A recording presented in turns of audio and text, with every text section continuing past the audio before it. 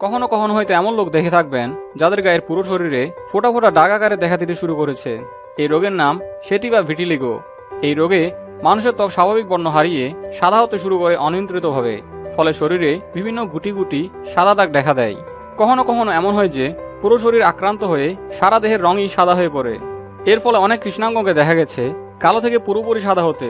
এর উদাহরণ হচ্ছেন প্রয়াত শিল্পী মাইকেল জ্যাকসন।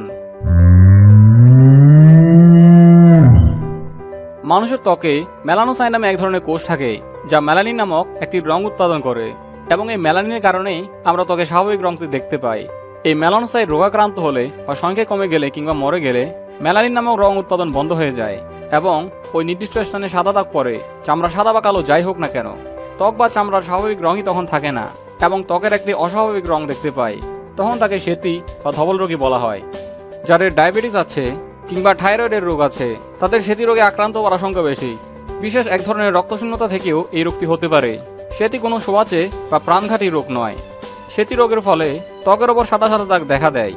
সেতি রোগ শরীরের অল্প কিছু অংশে হতে পারে, শরীরের বাম ডান যে কোনো একদিকে হতে পারে, আবার পুরো শরীরে হতে পারে। রোগী সাধারণত রোদ বা আগুনের তাপ সহ্য করতে পারে না। এই রোগ হলে প্রথমে সাদা সাদা দাগ দেখা দেয় এবং পরবর্তীকালে দাগগুলো বৃহৎ আকার ধারণ করে। সেতি বা ধবল রোগের লক্ষণ ও উপসর্গ দেখেই সহজেই এই রোগের উপস্থিতি সম্পর্কে ধারণা করা যায়। যেমন ত্বকের ওপরে সাদা সাদা দাগ পড়বে, অল্প বয়সে মাথার চুল, চোখের পাপড়ি, ভ্রু অথবা দাড়ি সাদা বা ধূসর হয়ে যাবে, মুখের ভিতরের কলাগুলো বর্ণহীন হবে অথবা চোখের ভিতরের অংশের রং পরিবর্তন হবে। সেতি রোগের চিকিৎসা অনেক সময় সাপেক্ষ, আবার পুরোপুরি নাও সারতে পারে। সাধারণভাবে 50 থেকে 75% রোগীর চিকিৎসার মাধ্যমে এই রোগ সম্পূর্ণ ভালো হয়ে যায়।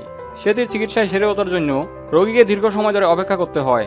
দেহের লোমশ অংশের চিকিৎসা অনেক ক্ষেত্রে সফল হয়, কিন্তু যেসব অংশের লোম থাকে না, যেমন আঙ্গুল, ঠোঁট, এইসবের চিকিৎসায় দীর্ঘ সময় লেগে যেতে পারে।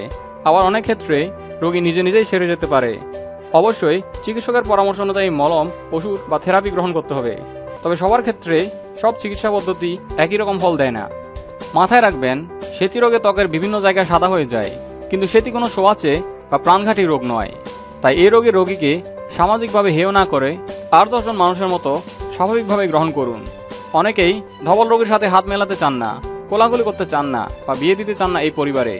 অনেকে আবার ধবল বা সেতি রোগকে কুষ্ঠরোগ মনে করে, যদিও এটা সম্পূর্ণ ভুল ধারণা। তাই এই রোগের বিষয়ে সচেতনতা বাড়াতে হবে।